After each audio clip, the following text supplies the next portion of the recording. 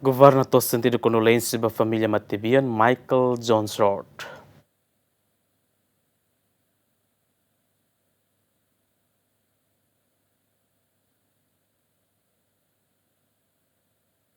Governo Lihusse vice-primeiro-ministro, ministro coordenador Assuntos Sociais, no Ministro Desenvolvimento Rural na Habitação Comunitária, aneção primeiro-ministro interino, ato sentido condolência para a família Matibian, Michael John Short, no dar Kirsty Short, nia Alemane, nebe mate e Austrália. Primeiro-ministro interino, lori governo nia naran agradece para a família Matibian, também foi na contribuição, Lihusse Kirsty Short, e a situação difícil, liu luta para a independência Timor-Leste, nia e a Jakarta, Indonésia. O colega resistência hutu ni naran.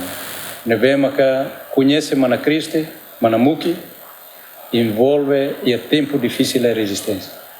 A minha hutu ato e continua ato na fata. A minha orgulho, a minha honra, a minha respeito toma ba família, também husi que ela mana Cristo, mana muki, a muito com a mim e a situação será nebe que difícil e a momento neba e a Jakarta. Oi dene, ohin. Ami hamutu koto ato amne condolência clear ba manamuki tamba lakon ninia na anida nebeke ni hadomi tegas. Ami hututu nia oração acompanha Matibian e na Maroma que sorinquano e o coragem família bot para hutu oração kata ato acompanha o manebota na Maroma que sorinquano.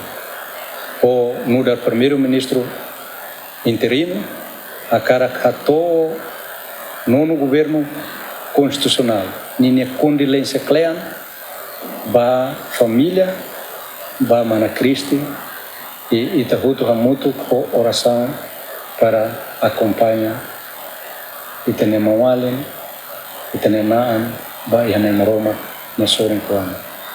Amila haluha família vot nini contribuição de usmana Cristo na fatin sai embaixador da educação e o momento dele. Ela datan ita hutut o tristeza ita hutut senti lakon mas que ami hutu laos tuir o nebra e a enva mas ami hutut atau ami tristeza muito com a família. Tuir informação no si família Matibian, Michael John Short, se halot e halokraikne e Austrália. Equipa cobertura, GMN.